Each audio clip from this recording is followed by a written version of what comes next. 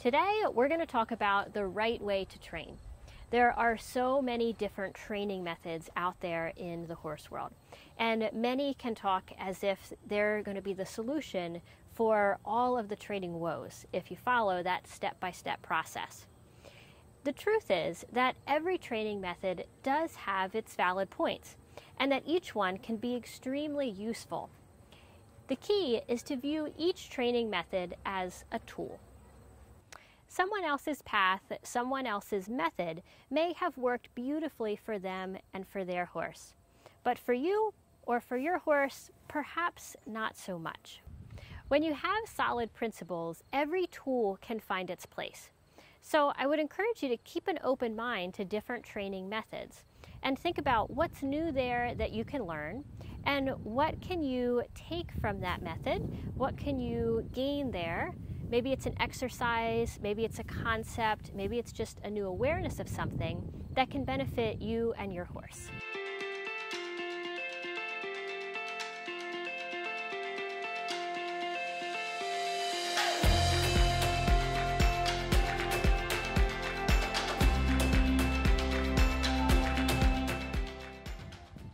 I'm Callie, you're watching the weekly show here, and there really is no right way to train, but instead it's this process of getting more clear in the principles that we work from.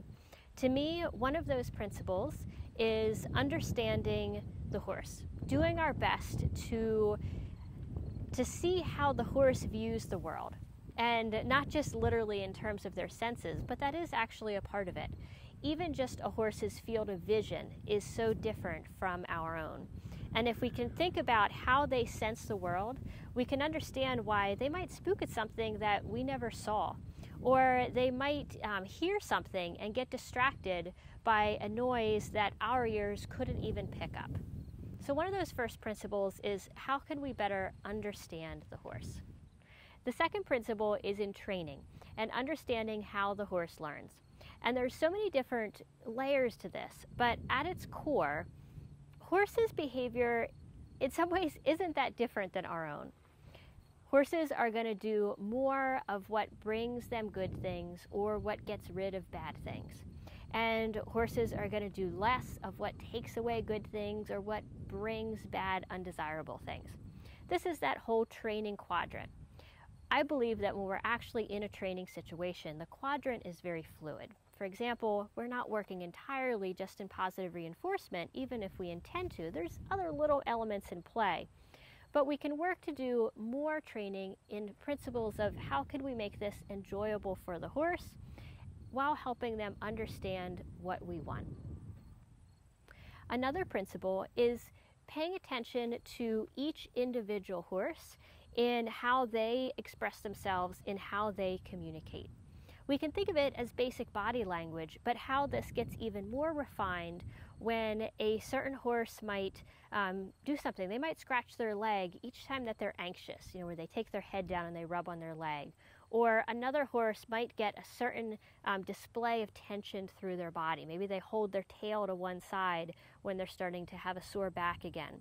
So it's looking at overall body language, but then paying attention to each individual horse so that they can better communicate to us and we can get a sense for what they're feeling and what they are experiencing.